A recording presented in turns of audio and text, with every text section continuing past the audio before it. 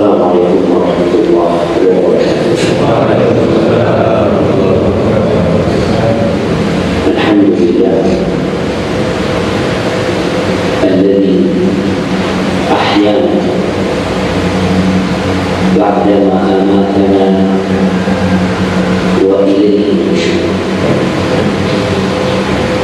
Segala puji bagi Allah Jalla Jalaluhu, karena memang hanya Dia yang pantas untuk dipuja dan dipuji.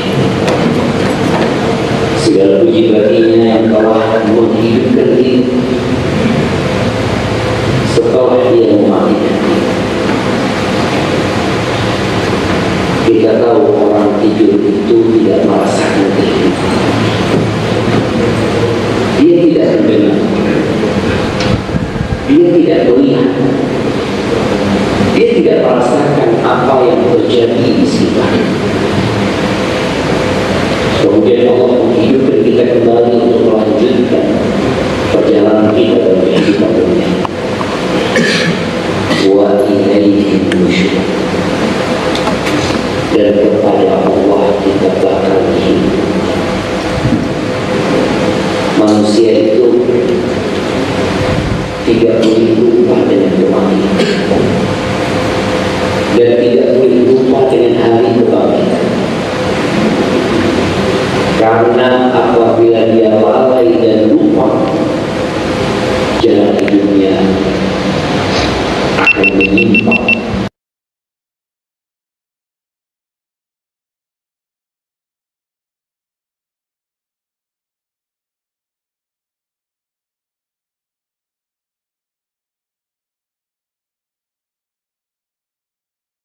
Allah selamatkan aku dari azab-Mu pada hari Engkau membangkitkan hamba. Ketika sholat kita juga diingatkan. Di akhir sholat kita dianjurkan berdoa, Allahumma inni a'udzubika min azabil qabr wa min azabi jahannam wa min fitnatil mahya wal mamat wa min syarri fitnatil masihid dajjal. Ya Allah, aku berlindung kepadamu dari azab kubur, aku berlindung kepadamu dari azab jahannam, aku berlindung kepadamu dari fitnah kehidupan dan kematian, dan aku berlindung kepadamu dari fitnah al-masihid dajjal. Allahumma salli wa sallim ala abdika wa rasulika Sayyidina wa maulana wa habibina wa syafi'ina Muhammad wa ala alihi wa ashabi ajma'in, amma ba'd. Bersyukur kepada Allah bisa salat berjamaah di masjid subuh. Salat zuhur berjamaah mudah, asar pun demikian, maghrib pun demikian. Nabi alaihi salatu wassalam mengatakan, athqalus salati alal munafiqin salatul isya wa salatul fajr. Salat yang paling berat untuk kelompok munafikin adalah melaksanakan salat isya dan subuh berjamaah. Berat bagi mereka. Kenapa? Orang munafik sholat apa enggak jamaah? Jamaah. Anak kasih aja yang bisa jawab. Orang munafik sholat enggak? Kasih hadiah semuanya jawab jamaah. Hadiah cuma satu. Mereka sholat di belakang Nabi Muhammad SAW. Imamnya baginda Nabi kita Muhammad Rasulullah sallallahu alaihi wasallam. Di jejeran di saf makmumnya ada orang munafik. Tapi kalau salat isya dan subuh jarang munafik yang datang. Kadang-kala Nabi alaihi salatu wasallam habis salat subuh bertanya, asyahidun fulan. Fulan salat enggak? Di absen dia. Enggak ya Rasulullah. Fulan sholat enggak? Dia absen sama Nabi SAW. Karena memang ada orang-orang yang sholatnya hanya pamer, riya, dan itu orang munafik. Innal munafiqina yukhadi'una Allah wa huwa khadi'uhum wa idza qamu ila salati qamu kusala yura'una an-nas wa la yadhkuruna Allah illa qalila. Orang-orang munafik sedang melakukan tipu daya. Dia ingin menipu Allah dengan dia hadir di masjid supaya nampak dia adalah orang Islam, padahal Allah yang sedang menipu mereka. Dibiarin sama Allah. Dia berada di saf bersama umat Islam. Apabila mereka sholat, idza qamu ila shalah qamu kusala. Sholatnya males-malesan. Sholat tapi penuh dengan rasa malas. Kalau kita sholat dengan kemalasan, hati-hati. Jangan-jangan kita termasuk kelompok orang munafik. Orang itu kalau berjumpa dengan manusia yang dimuliakan, dengan atasannya, dengan pimpinannya, semangat nggak dia berjumpa? Kalau dikatakan kepada antum, siapa nama antum? Harun. Karena kasih dia buat Bang Harun. Fadhal. Kalau dikatakan kepada Mas Harun ini, insya Allah Bapak Prabowo ingin ketemu antum, apa yang antum lakukan? Semangat enggak? Semangat. Semangat. Kapan orangnya mau datang? Mandi 2 kali kok belum datang, mandi lagi. Ya artinya dia bersemangat sekali. Bagaimana berjumpa dengan Malikul Muluk, rajanya para raja, rajanya semua yang ada di muka bumi ini dan di langit sana. Kok nggak semangat gitu loh? Kau dengar azan, aduh azan lagi. Ada orang berat sekali. Kita perlu mengkoreksi diri kita. Idza qamu ila salati qamu kusala yura'una nas. Salat tapi riya, pamer. Wala yadhkuruna Allah illa qalila. Dia salat tapi tidak mengingat Allah kecuali sedikit. Nggak tahu baca apa dia. Mungkin dia hanya gerak, berdiri, ruku, sujud tanpa membaca, ataupun kalau membaca kata Allah, wala yadhkuruna Allah illa qalila, sedikit dia menyebut Allah. Jamaah rahimakumullah, kita hidup di masa yang penuh dengan fitnah, di mana informasi yang disampaikan oleh Nabi alaihi salatu wassalam terjadi. Nanti akan terjadi seperti ini, akan terjadi seperti ini, akan terjadi seperti ini, dan kita hidup di masa itu. Nabi alaihi salatu wassalam pernah mengatakan, sinfani min ahli nar lam arahuma.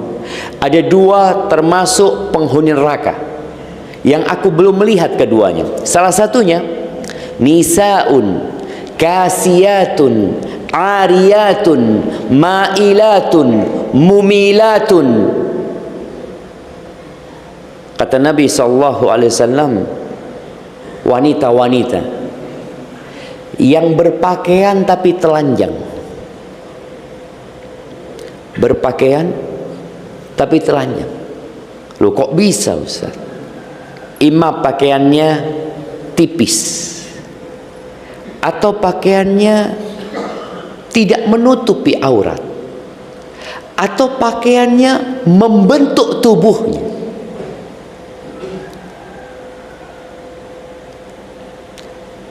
Kadangkala kita kalau masuk ke lift hotel,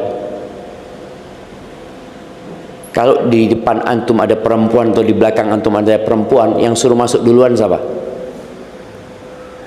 Nah, yang perempuan apa yang laki? Perempuan apa yang laki? Kalau yang perempuan bahaya. Tafadhol, dia jalan, antum memandangnya. Makanya kalau berjalan itu di depannya perempuan, bukan di belakangnya perempuan, karena dia menggoda. jalannya melenggak-lenggok ya. Rambutnya disa'ru'usuhunna ka'aslimatil bukhtil ma'ilah. Rambutnya disanggul tinggi-tinggi untuk menampakkan kecantikannya, menggoda yang lainnya. La yadkhulnal jannah wa la yajidna riha. Mereka enggak akan masuk surga dan tidak akan mencium bau surga. Ancaman dari Rasulullah SAW. Di zaman Nabi belum kelihatan, tapi mungkin kita sudah melihatnya. Nabi SAW juga menyampaikan bahwa akan ditaklukkan Romawi dan Persia, dan sudah ditaklukkan,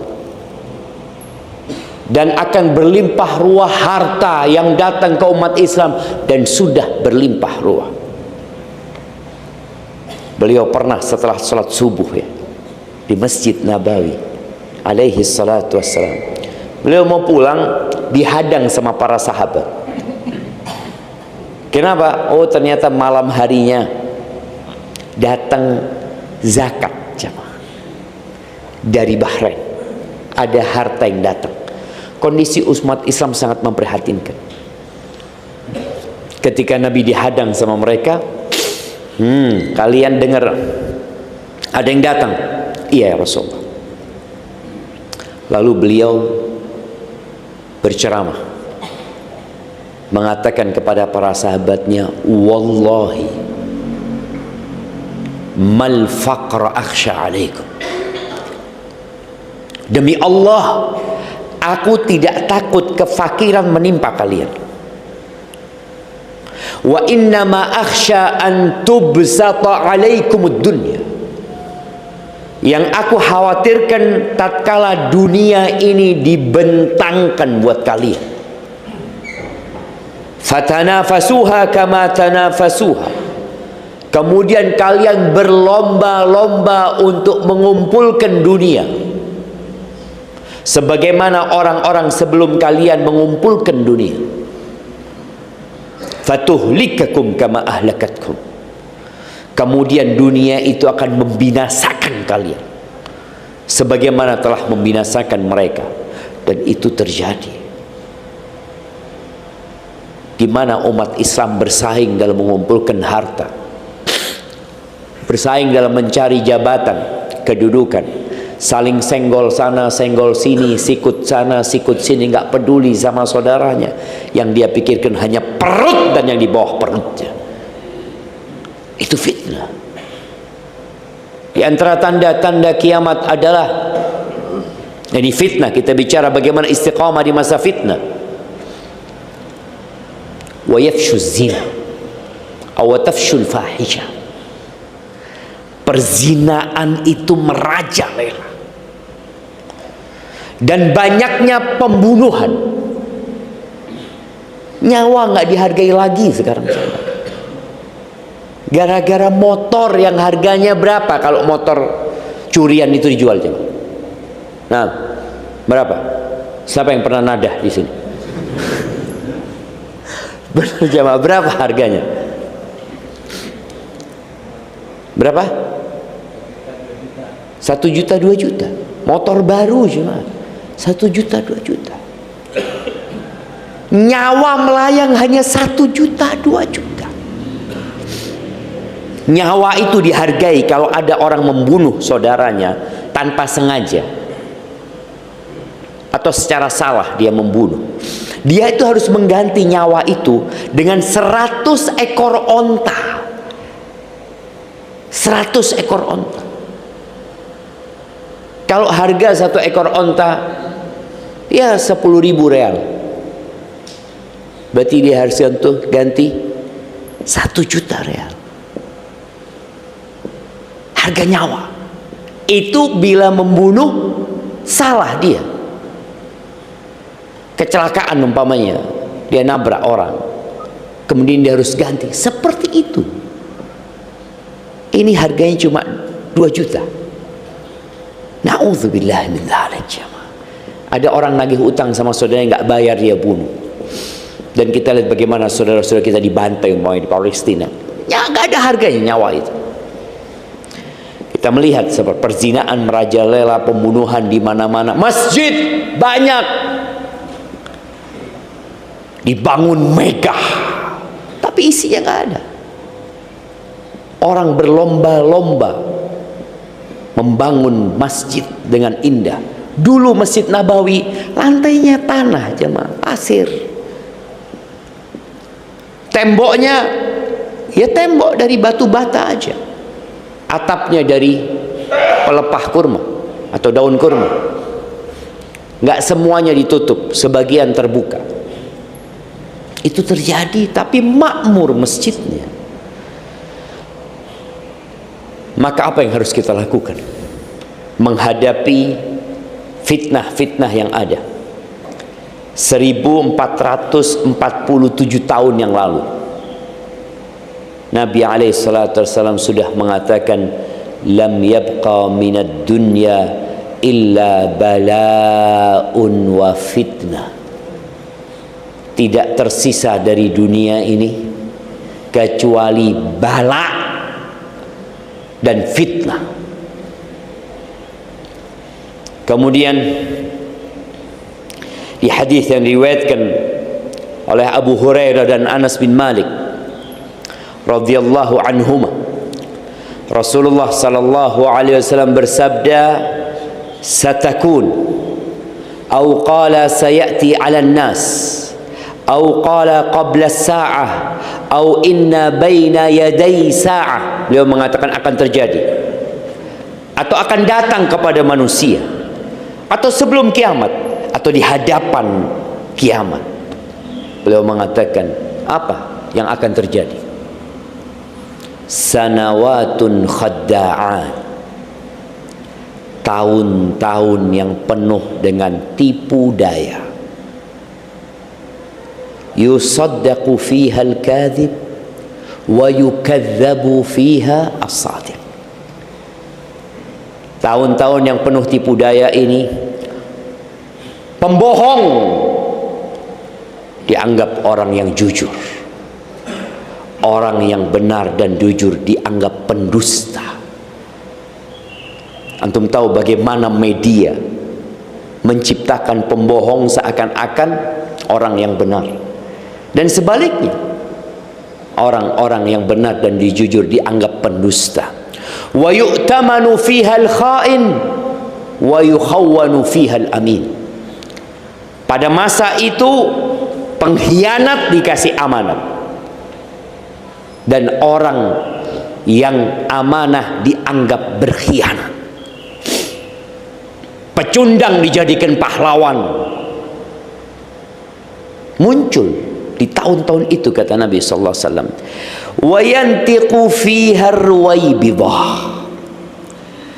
dan akan berbicara, akan dapat panggung. Siapa? Ar-ruwaibidah. Para sahabat bertanya, mereka nggak tahu yang namanya Ruwaibidah ini siapa yang dikasih panggung, yang dia bisa berbicara. Kita sekarang melihat semua orang bisa bicara, semua orang bisa bikin podcast, semua orang bisa membuat potongan video, semua bisa ngomong sekarang jemaah. Dulu anak pikir yang bisa seperti itu hanya di kota-kota besar, tapi ternyata di pedalaman pun semua bisa berbicara. Di hutan-hutan pun, di desa-desa orang bisa bicara semau dia. Dia ini siapa? Engkau punya apa? Backgroundmu apa? Ketika Nabi ditanya alaihi salatu wassalam, wa ma ruwaibidah? Apa ruwaibidah itu? Qala ar-rajulu at-tafih yatakallam fi amril 'amah, al-fuwaisiq, ar-rajulus safih. Ini orang disebutkan dengan 3 kriteria dalam beberapa riwayat. Yang pertama, orang ini orang remeh, orang ini. Orang ini orang fasik, banyak dosanya. Orang ini orang safi, orang bodoh, nggak ngerti agama. Tapi bicara tentang urusan umat, bicara tentang urusan negara, urusan bangsa. Kok ini siapa gitu loh? Wudu aja nggak benar, sholat aja belum tentu sahih sholat. tapi bicara tentang urusan umat. Itu terjadi. Orang semua bicara apa yang dia inginkan. Bicara agama padahal dia nggak punya background agama. Kalau bicara background agama ya paling nggak dia tahu Al-Quranul Azim. Sudah hatam tuh dia Quran, baru ngomong masalah agama. Quran aja nggak bisa baca, apalagi dia akan menghatamkannya. Tapi dikasih ruang kemudian berbicara tentang urusan umat. Siapa korbannya? Masyarakat jadi korban. Ketika manusia seperti diberi panggung, ini yang namanya fitnah. Orang jadi bingung, mana yang benar sebenarnya. Ahibati fillah, apa yang harus dilakukan? Di hadis yang diriwayatkan oleh Ibn Abi Khaytham dan Imam Ahmad, Nabi pernah mengatakan kepada para sahabatnya, ini kejadian 1447 tahun yang lalu. Beliau mengatakan, badiru bil a'mal khisalan sittah. Kalian segera beramal sebelum datang 6 perkara. Orang itu ketika beramal kemudian datang fitnah, datang kejadian-kejadian yang mungkin dapat membuat dia menyimpang, tapi karena dia sudah biasa mengamalkan itu, insya Allah dia terjaga. Tapi kalau dia baru beramal pada saat fitnah terjadi, sulit bagi dia untuk mengamalkan. Apa 6 perkara itu? Yang pertama, imaratus sufaha, kata Nabi SAW. Datangnya pemimpin-pemimpin yang bodoh. Sudah pernah terjadi di sejarah umat Islam. Wa kathratus syurat, dan banyaknya penjaga-penjaga pemimpin ini yang biasanya akan melakukan kezaliman kepada rakyat. Wa qati'atur rahim, diputusnya silaturahim. Biasanya orang memutus rahim karena apa? Jamaah, warisan, rebutan warisan, kecintaan kepada harta. Perlu kita sadari bersama bahwa warisan itu harta nemu. Seharusnya orang itu mempertahankan haknya kalau dia itu bekerja. Oh, saya ini berusaha kerja sampai keringat saya, ini hasil keringat saya, macam-macam dia ngomong. Ini warisan nemu. Sebutkan 3 cara orang mendapatkan warisan. 3, hanya ada 3 cara mendapatkan warisan, nggak ada yang keempat. Sebutkan, anak kasih hadiah yang bisa jawab. Nah, jamaah. Nah, bekerja bisa dapat warisan, bekerja kita. Enggak, warisan ini nemu. Ada 3 cara orang mendapatkan warisan. Yang pertama, pernikahan, oke. Yang kedua, seakidah. Ya nggak cara, itu bukan cara. Artinya kita kalau mau dapat warisannya orang Nasoro, kita masuk Nasoro gitu. Enggak lah, menikah. Yang kedua, nasab. Oke. Nikah, nasab, tinggal satu lagi. Anak kasih hadiah ini satu-satu, masya Allah. Kasihkan. Nah, wasiat bukan warisan kalau wasiat. Nah, kasihkan kepada beliau sama beliau. Yang satu itu namanya wala, membebaskan budak. Dulu masih ada perbudakan, jadi budak itu dibebaskan. Kalau budak ini nggak punya ahli waris, maka yang membebaskan ngambil warisannya. 3. Nasab, nikah, sama wala. Bisa antum daftar jadi anaknya orang kaya. Datang, ini orang kaya udah sakit-sakitan ya. Coba Pak, saya boleh daftar jadi anak bapak gitu. Nggak bisa. Nggak ada. Jadi warisan itu sudah Allah tetapkan, nggak bisa diusahakan. Tadi menikah. Ketika menikah kemudian mati salah satunya, istri atau suami, dia baru bisa mewarisi. Kemudian tadi wala. Tapi terkadang kecintaan orang kepada harta membuat dia memutuskan rahimnya. Sedih jamaah, sedih sekali.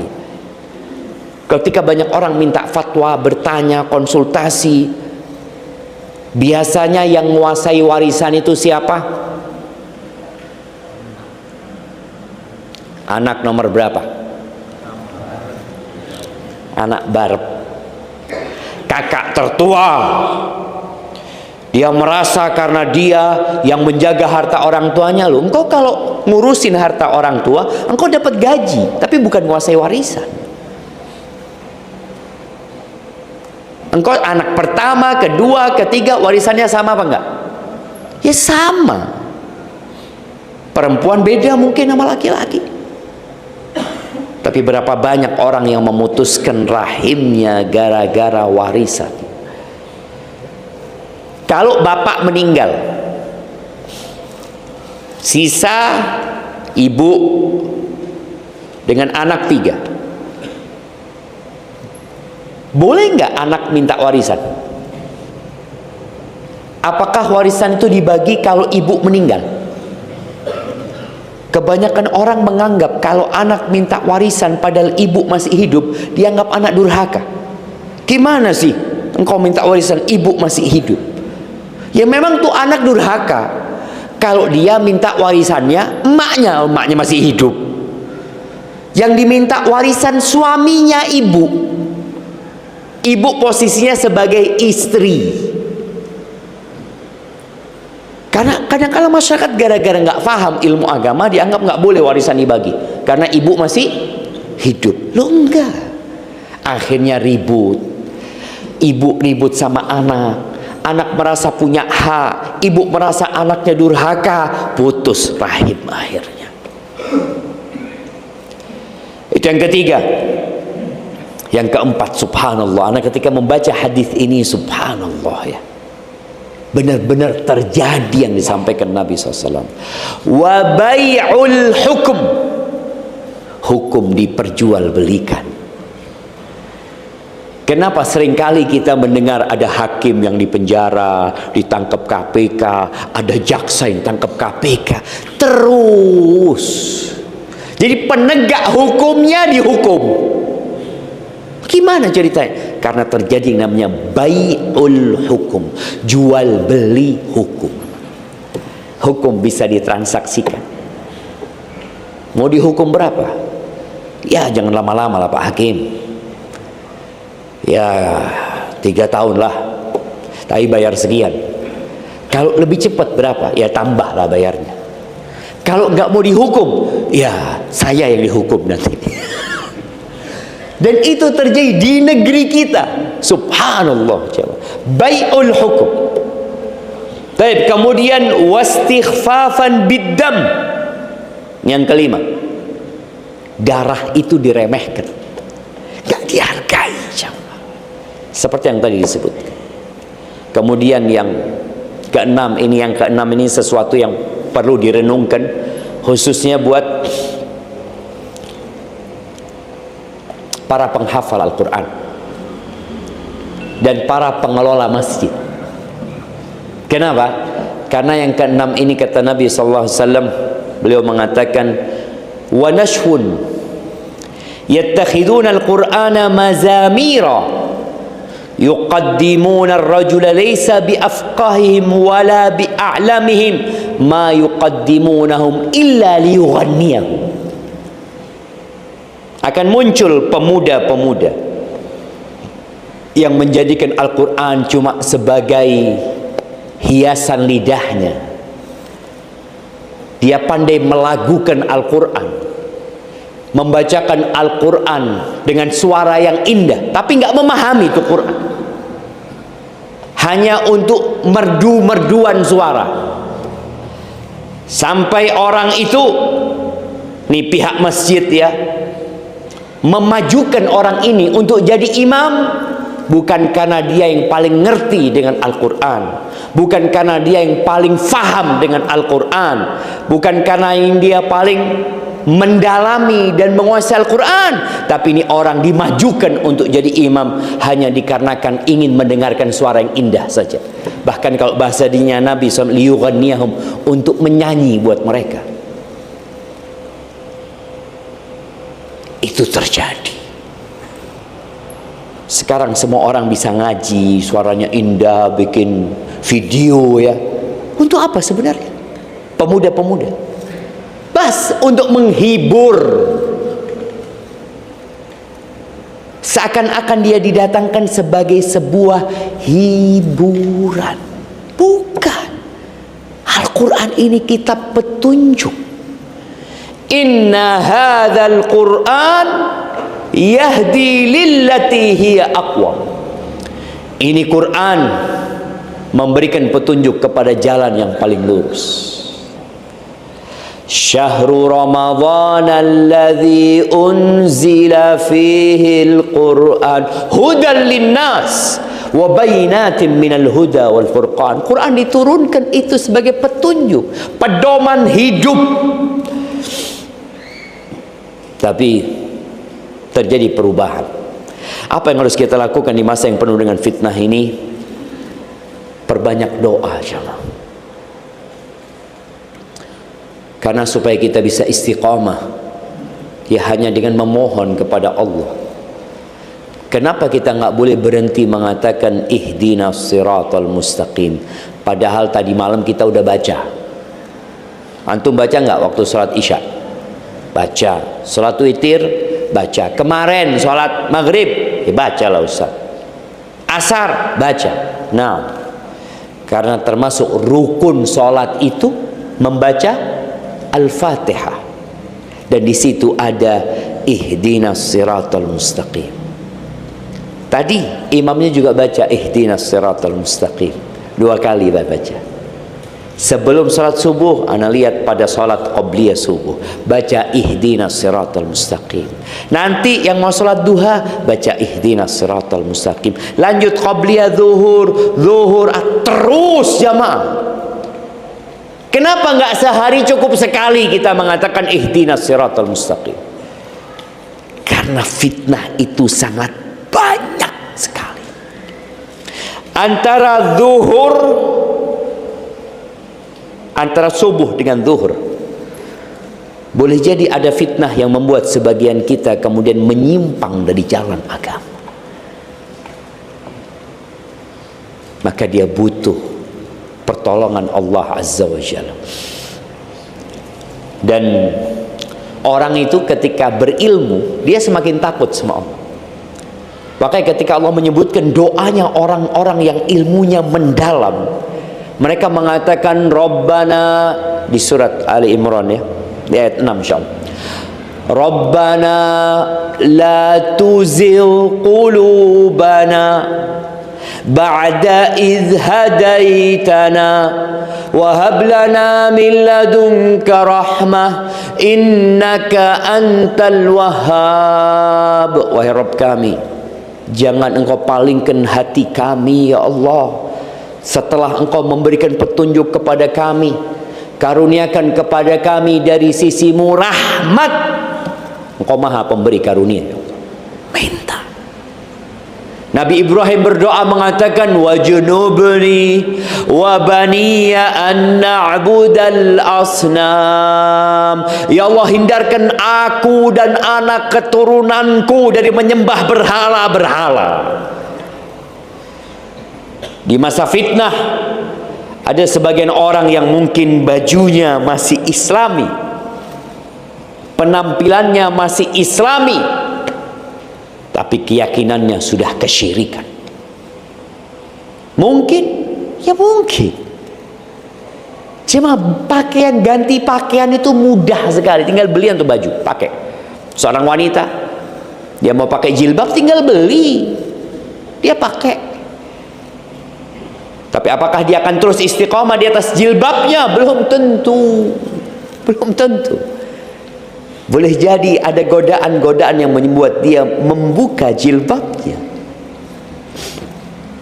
membuka pakaiannya, bukan hanya jilbabnya jamaah, bukan cuma kerudung. Maka berdoa memohon kepada Allah. Di antara doa yang paling banyak dibaca Nabi sallallahu alaihi wasallam, ya muqallibal qulub tsabbit qalbi ala dinik, wahai yang membolak-balikan hati, tetapkan hatiku di atas agamamu. Doanya Nabi Yusuf, tawaffani musliman wa alhiqni bis salihin, matikan aku dalam kondisi Islam. Siapa yang menjamin antum semua mati dalam kondisi Islam? Nggak ada jamaah. Dan setan tidak berhenti untuk menggoda manusia sampai mati. Selama ruh masih di kandung badan, setan masih bisa menggoda. Maka di antara doa Nabi SAW, wa a'udzubika ayyatakhabbatani asyaitanu indal maut. Ya Allah, aku berlindung kepadamu, jangan sampai aku disesatkan, diselewengkan oleh setan ketika mati. Artinya selama hidup jadi orang soleh, mati datang setan dan menggoda dia, kemudian dia terjebak dalam godaan setan. Mungkin. Maka perbanyak doa, isi waktu antum dengan berdoa. Shaddad ibn Aus, pernah Nabi memanggil dia, ya Shaddad, ya Shaddad, wahai Shaddad, idza ra'aita an-nas yaknizuna adh-dhahaba wal fiddah, kalau engkau sudah melihat nanti, ini belum terjadi, nanti apabila engkau melihat manusia sudah berlomba-lomba menumpuk emas dan perak, manusia sudah berusaha untuk memperkaya dirinya, menimbun hartanya, nggak lagi harta dibawa mati sama dia, tapi hanya ditimbun, dikumpulkan. Berapa banyak orang yang kerjanya hanya melihat nomor rekeningnya. Dulu datang ke ATM, sebelum ada handphone, datang ke ATM, alhamdulillah, nggak dia apa-apain tuh duitnya, Pak. Antum kalau mau lihat duit, kalau ada perlunya, jangan, gimana ya? Kalau antum melihat orang sering melihat isi dompetnya, menurut antum gimana? Lihat, dihitung duitnya. Oh, masya Allah, alhamdulillah. Nanti sore keluarin dompetnya. Oh, masya Allah.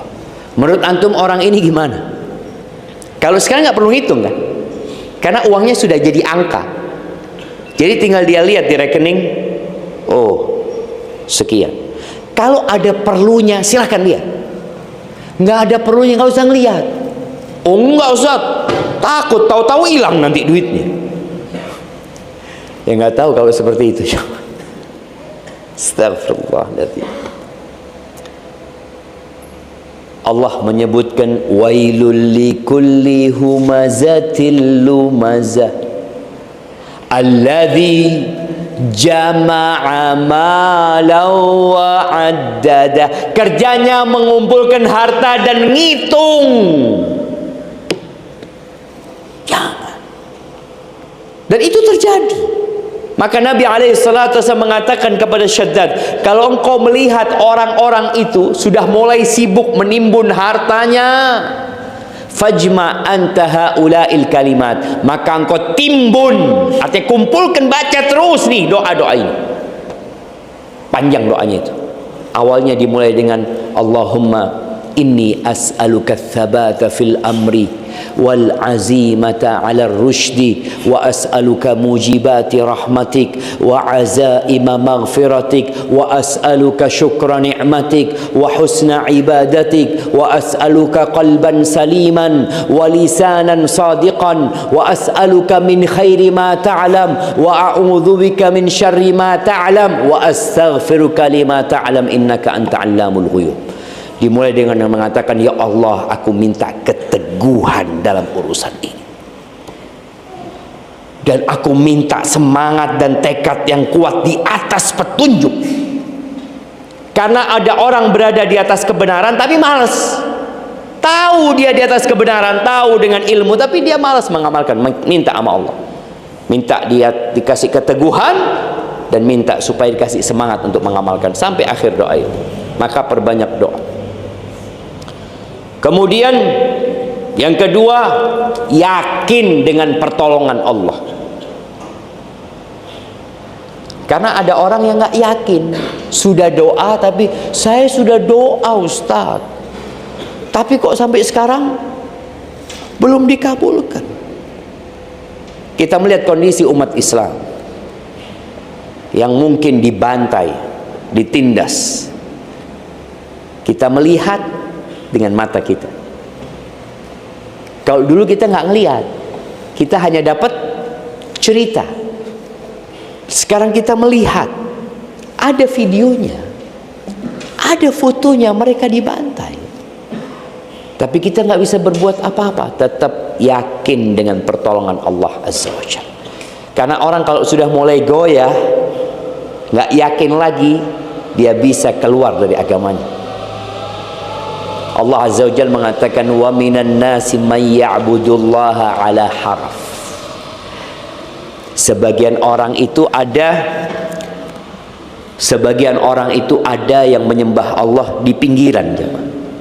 Ini ya, kalau kita lihat meja ini, menyembah dia di pinggiran. In asabahu khairun itma'anna bih. Kalau dia dapat kebaikan, oh berarti agama ini benar.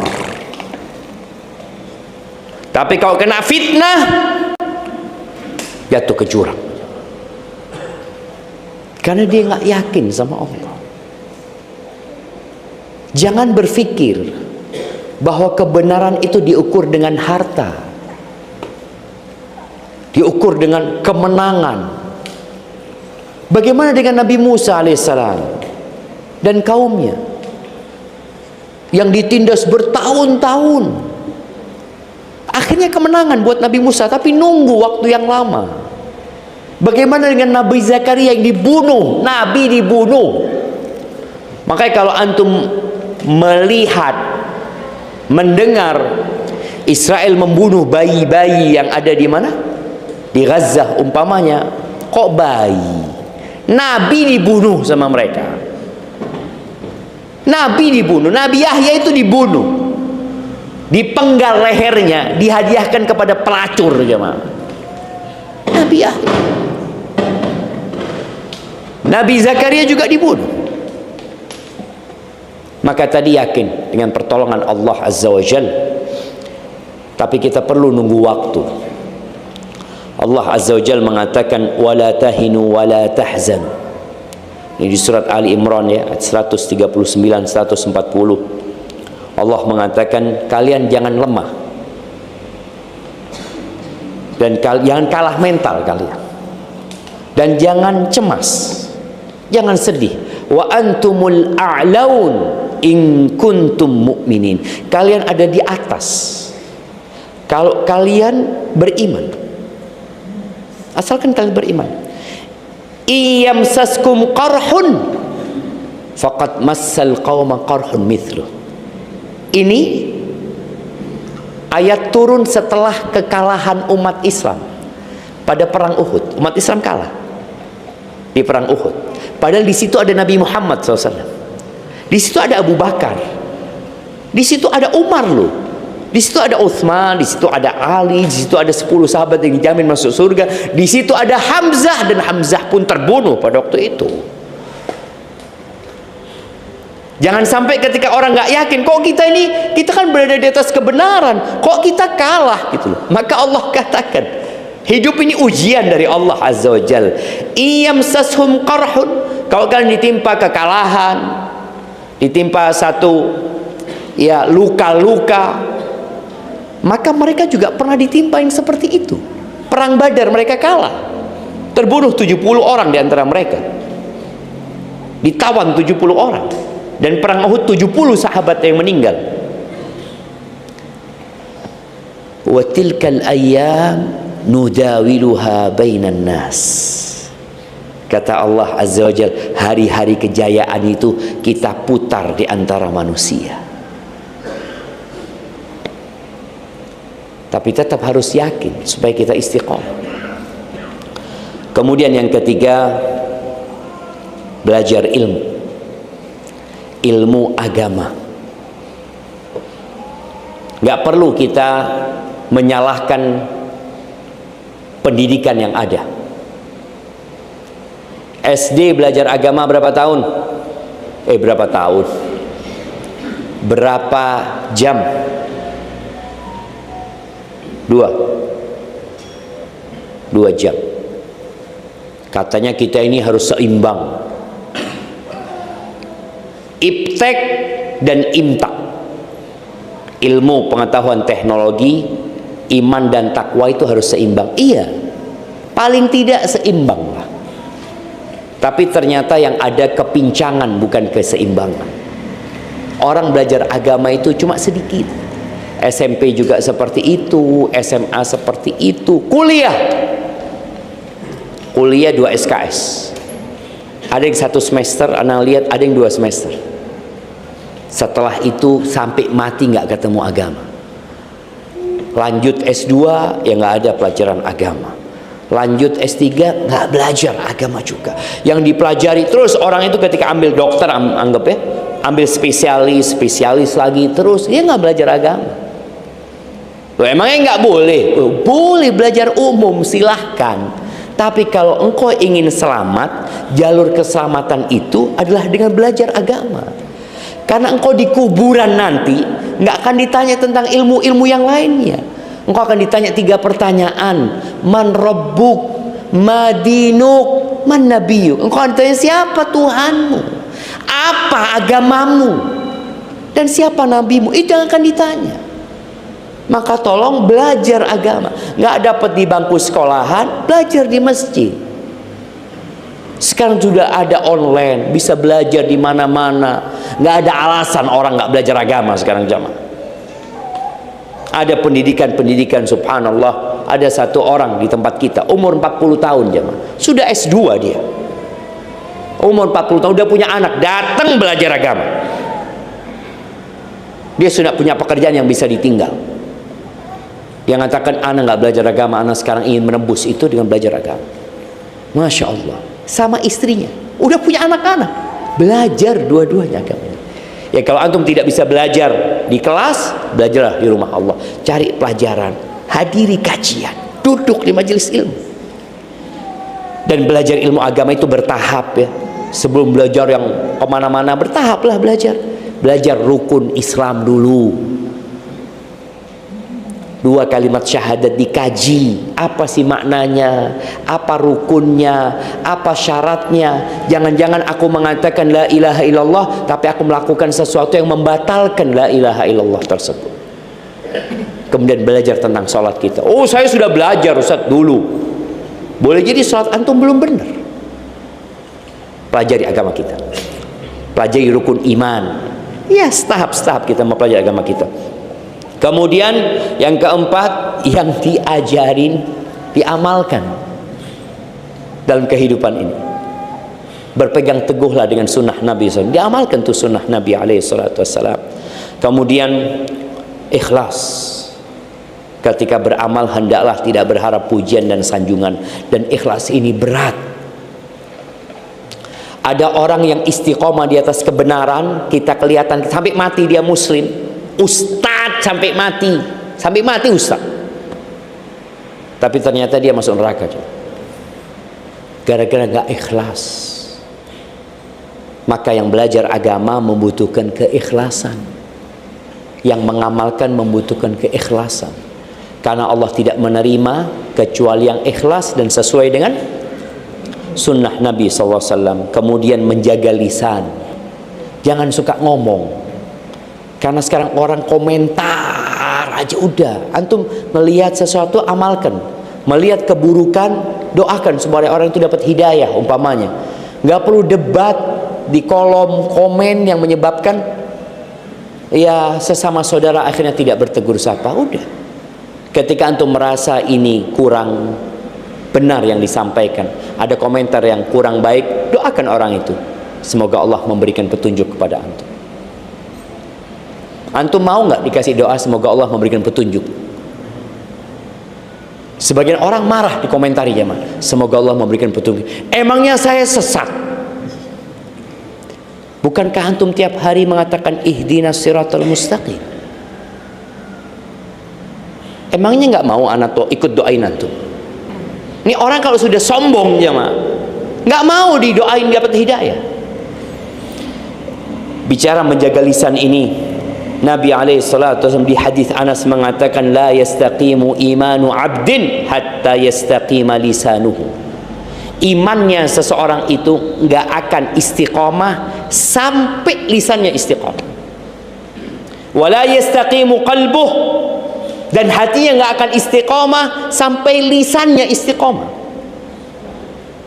Makanya Nabi SAW mengatakan, man kana yu'minu billahi wal yaumil akhir falyaqul khairan aw liyasmut.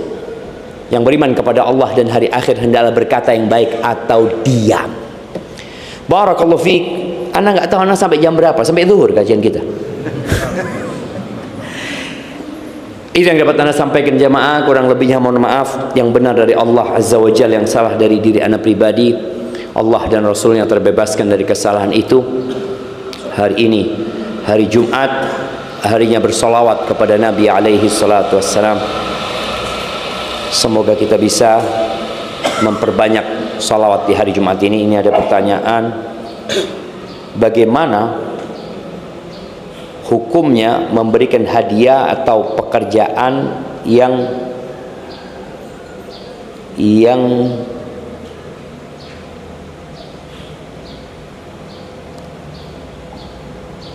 bagaimana hukumnya memberikan hadiah atau pekerjaan apa ini?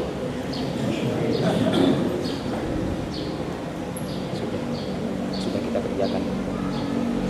Bagaimana hukumnya memberikan hadiah atau pekerjaan yang sudah kita kerjakan secara profesional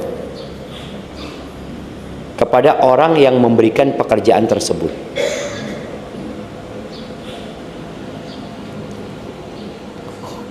Hukumnya memberikan hadiah atau pekerjaan gitu, memberikan hadiah atau pekerjaan yang sudah kita kerjakan secara profesional kepada orang yang memberikan pekerjaan tersebut. Bagaimana caranya agar tidak terjadi gratifikasi? Jamaah, coba tanyakan ke KPK ini. Ya, betul, ada hukum-hukum yang sudah diatur sama negara ini jamaah. Yang orang kadang-kala mencari pembenaran. Kira-kira boleh nggak sama KPK itu? Ya sudah, kalau nggak boleh nggak usah tanya ustadz, sudah. Jadi ada perkara-perkara yang ada aturannya, yang kadang-kala orang itu ragu. Gimana Ustaz ya? Anak kok masih ragu? Nabi SAW mengatakan istafti qalbak. Tanyakan kepada hatimu. Tanyakan kepada hatimu. Engkau mau nggak kayak gitu? Aduh, kayaknya enggak Ustaz, nggak boleh Ustaz. Masalahnya Ustaz, kalau anak nggak kasih hadiah, nanti nggak dikasih kerjaan lagi Ustaz. Ada yang seperti itu. Jadi kalau bicara hukum normalnya nggak boleh. Nggak boleh, karena antum sudah dapat gaji ya, seperti itu. Tapi tadi anak pernah di Sumbar kalau nggak salah. Waktu itu ada pertanyaan yang mirip dengan seperti itu, dan kebetulan alhamdulillah ada wali kota yang datang kalau nggak salah, atau PLT wali kota waktu itu. Anak minta beliau yang jawab sudah, karena itu sudah ada aturannya di negeri kita ya, seperti apa. Dan kita tahu bahwasanya ada aturan-aturan selama tidak bertentangan dengan aturan Allah Subhanahu wa taala, ya kita jalankan. Apalagi itu berkesamaan dengan aturan ya. Yang di situ ada unsur rishwah, ada unsur nyogok, tapi bukan di depan. Nyogoknya di mana? Di belakang. Artinya secara hukum asalnya nggak boleh Terus bagaimana Pak Ustaz? Ya antum jangan bergantung kepada manusia. Jangan sampai berpikir kalau aku tidak melakukan itu, aku nggak akan dapat pekerjaan lagi. Sebagai penutup ya, nggak jadi penutup ini, jangan ditambahin pertanyaan. 6. Ada seorang yang tobat jemaah dari proyek-proyek yang ya banyak riswahnya. Akhirnya dia menanggung utang banyak. Dia cerita, anak punya utang waktu itu Ustaz, perusahaan punya utang 25M Ustaz. Setahun anak sampaikan kepada karyawan, kita harus kerja bersih ya, kerja yang lebih bagus lagi. Alhamdulillah setahun itu kita lunas utang. Dia cerita pernah kita dapat proyek pipa gas. Ini di Sumatera. Kita datang ke Pertamina Pusat. Kalau nggak salah sempat jumpain direkturnya atau penanggung jawabnya. Ya biasalah, transaksi ini 100 miliar. Tanya direkturnya, saya dikasih berapa? Kata orang ini, mohon maaf, kita nggak lagi seperti itu. Kita akan kerjakan secara profesional, secara ini, tapi untuk yang seperti itu kita nggak lagi kayak gitu. Ya nggak bisa lah. Saya kalau sama orang dikasih berapa? Kata dia. Oh kalau itu mungkin ini bukan rezeki kami, kata dia. Sudah, pulang dia jemaah. Besok ditelepon, proyek ini buat kamu. Bayangin jemaah, masih ada orang baik di negeri kita ini jemaah. Masih ada. Tapi kalau kita itu sudah merasakan, aduh nggak mungkin ini itu, ya Allah kasih yang nggak mungkin. Allah Azza wa Jalla berfirman dalam hadis qudsi, ana inda dhanni abdi bi. Aku itu terserah prasangka hambaku kepadaku. Ketika dari awal prasangka dia sudah seperti, ya udah dia akan kesulitan, nggak mungkin, ya udah nggak mungkin. Tapi kalau dia bergantung sama Allah, nggak ada yang nggak mungkin buat Allah Azza wa Jalla. Waduh, berat pertanyaannya nih jemaah. Anak kemarin ditolak akhwat. Yang pertama, yang ternyata beliau dari keturunan Arab Syarifah, yang harus sama-sama nasabnya karena khawatir garis nasabnya akan putus. Pertanyaannya, adakah dalil larangan bagi akhwat yang menikah dengan non nasab? Jamaah rahimakumullah, bicara nasab ya, ini termasuk masalah yang diperbincangkan oleh para ulama fikih tentang kufu, kesetaraan. Apakah orang Arab setara dengan non Arab, non Arab setara dengan orang kulit putih, apakah setara dengan orang yang kulitnya tidak putih? Ini dibahas oleh para ulama. Mereka sebagian mewajibkan adanya kesetaraan, sebagian menganjurkan. Sejatinya orang menikah itu milih gitu. Antum mau nikah sekarang, boleh nggak antum menikah dengan saudara-saudara kita suku Papua asli? Boleh nggak? Boleh. Tapi bolehkah mereka nolak antum? Boleh gitu jamaah. Jangan antum ketika ditolak, kenapa anak ditolak? Anak ini orang soleh. Oh, inilah antum berarti belum soleh. Kalau sudah merasa soleh, jadi orang itu bebas menikahkan putrinya. Ketika dia mengatakan, enggak, saya mau menikahkan putri saya dengan mamanya orang Bugis yang ada di sini, mau nikahkan putrinya dengan orang Bugis, boleh nggak? Ya boleh, nggak dilarang itu, nggak dilarang. Tapi apakah hal itu menjadi sebuah kewajiban? Enggak. Tapi kalau orang nggak mau sama antum karena dia memilih, nggak, anak memilih dari yang keluarga anak sendiri ya. Umpamanya kayak di Indonesia, subhanallah, kaya suku ya. Berapa suku di negeri kita ini jemaah? Jangan di Indonesia, di Papua saja ada berapa suku jemaah? Suku yang satu dengan suku yang kedua kadang-kadang nggak mau menikahkan putrinya sama mereka. Ya nggak apa-apa, sudah untuk nggak mau menikahkan. Anak kepingin dia nikah sama suku kita, boleh-boleh aja. Suku Jawa umpamanya ngomong sama anaknya. Ini ada seorang jemaah, seorang ibu ya, punya anak 7. Dia dari suku Madura. Anak yang pertama nikah bukan dari suku Madura. Kedua, ketiga nggak ada yang suku Madura. Yang ketujuh ibunya ngomong, "Nah, ibu minta engkau nikah dari suku Madura." Kenapa ibu? Ibu kepingin punya teman ngomong. Ibu ini bahasanya bahasa Madura, ketemu Sunda, ya Allah, nggak nyambung gitu kan? Kan kurang enak jamaah. Antum bayangkan kalau antum ngomong dengan suku yang sama, dengan bahasa daerahnya, enak nggak? Enak sekali gitu jamaah. Ibunya minta, bukan mengharamkan, enggak, tapi memang kesetaraan itu menyebabkan keharmonisan kadang-kala jamaah. Hubungan antara anak sama orang tua sama mama menantu jadi enak gitu. Jadi nggak ada masalah gitu jamaah.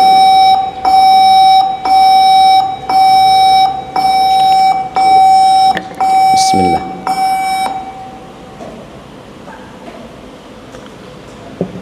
Keras banget suaranya, bikin kaget. Dikecilin lah suaranya. Jadi orang ngaji tahu-tahu kaget. Nah, sampai mana gitu jamaah? Iya, jadi nggak ada masalah. Jadi ketika antum ditolak nggak usah macem-macem, sudah cari yang lainnya.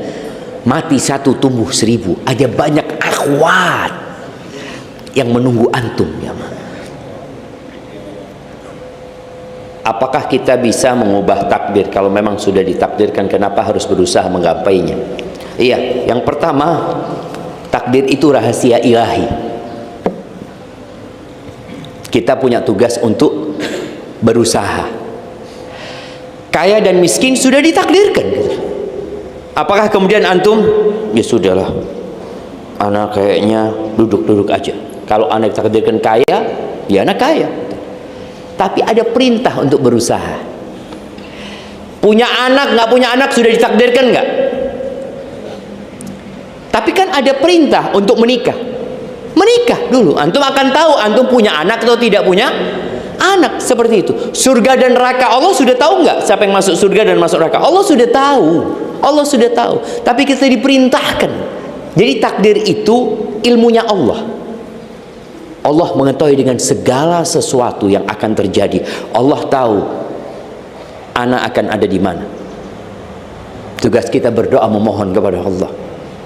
Rabbana atina fid dunya hasanah wa fil akhirati hasanah wa qina adzabannar.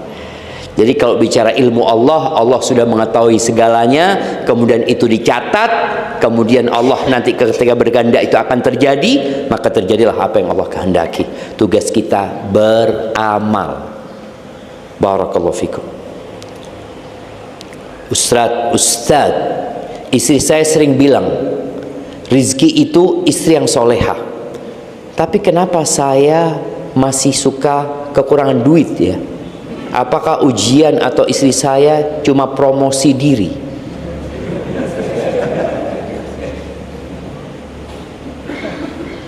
Anda nggak paham. Istri saya sering bilang, rizki itu istri yang soleha. Tapi kenapa saya masih suka kekurangan duit ya? Loh, antum rizkinya istri soleha, bukan duit yang banyak. Rizkinya orang beda-beda. Ada yang duitnya banyak, istrinya nggak soleha. Ada jemaah. Ada yang duitnya banyak nggak punya anak, ada. Ada yang anaknya banyak, duitnya dikit gitu loh. Antum rizkinya ya anak. Loh betul. Jadi jangan dipikir rizki itu selalu duit. Kalau antum katakan, apakah ini ujian atau istri saya cuma promosi diri? Ini ujian. Kalau bicara ujian jelas ujian. Cuma tolong ketika antum punya istri soleha cukup sudah jemaah. Duit sedikit tapi istrinya soleha cukup. Kenapa? Dia menerima. Tinggal masalahnya antum tidak menerima. Dia menerima, dia antum miskin, dia alhamdulillah bang, udahlah engkau dapat istri soleha, rizkimu mungkin bang ya, seperti itu. Pertanyaan kedua, kalau orang tua bilang rizki anak itu sudah ada, boleh nggak saya punya 10 anak biar rizkinya makin banyak, tapi takutnya saya yang makin miskin Ustaz? Dulu orang-orang kafir itu takut punya anak, atau bahkan mereka membunuh anaknya. Mereka membunuh anaknya karena dua kondisi: karena takut kelaparan atau karena ditimpa kelaparan. Yarhamukallah. Allah Azza wa Jalla mengatakan wala taqtulu auladakum khasyata imlaqin nahnu narzuquhum wa iyyakum. Kata Allah, jangan kalian membunuh anak kalian karena takut kelaparan. Kami yang ngasih rezeki kepada mereka dan kepada kalian. Artinya rezekinya sudah ditanggung. Makanya anak itu lahir punya rezeki.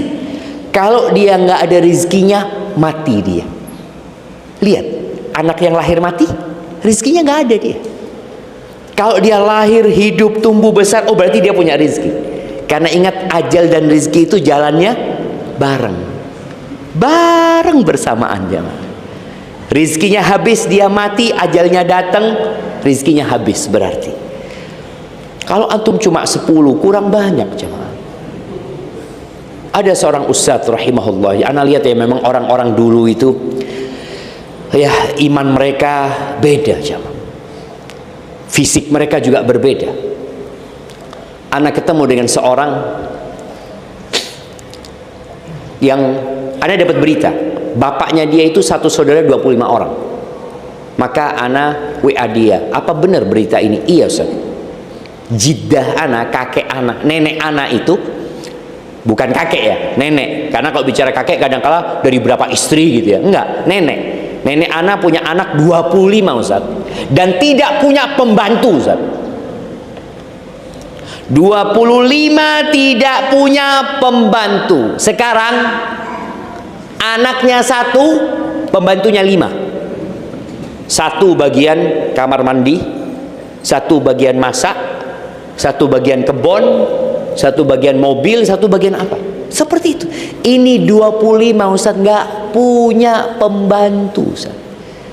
Terus siapa yang membantu? Anak-anaknya. Ini anak udah besar, bantuin ngajarin adiknya ya. Seperti itu, 25. Dan ada yang 28 jamaah nggak punya pembantu. Padahal secara penghasilan pas-pasan jamaah. Namun tadi orang yakin anak ini lahir membawa rezekinya.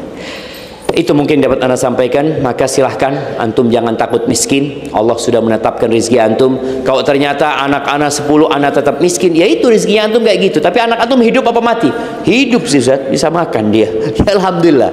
Berarti dia bawa rezekinya masing-masing. Dan sebagai penutup jamaah, kita harus sering-sering baca Quran sama artinya, supaya antum kenal sama Allah. Karena Quran ini adalah surat cinta yang Allah kirimkan kepada hamba-hambanya, agar mereka bisa hidup bahagia di dunia dan di akhirat. Subhanakallahumma wa bihamdika asyhadu an la ilaha illa anta astaghfiruka wa atubu ilaik. Sallallahu ala nabiyyina Muhammadin wa ala alihi wa sahbihi wasallam.